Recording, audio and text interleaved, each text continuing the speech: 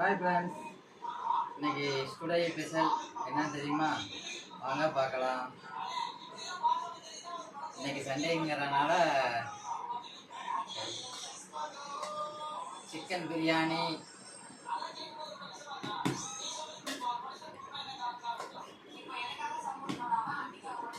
அவிச்ச முட்டை,